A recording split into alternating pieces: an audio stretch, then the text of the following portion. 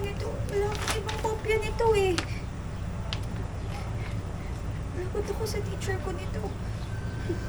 Buti nga sa'yo. Pati sa mayabang mong ate.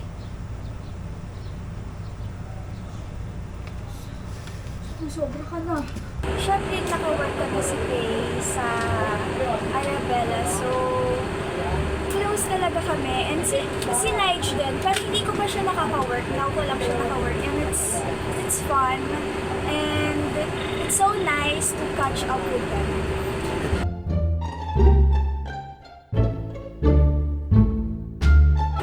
Hindi. Kasi ganun na yung role namin ng Arabella. So, parang nostalgic siya, yung mga ibang scenes doon. Pero mas nakakagadyo yung Guys, this is Shane Saba. Iniimbitahan ko po kayong manood ng Wish Ko Lang ngayong Sabado na po yan at 4 p.m.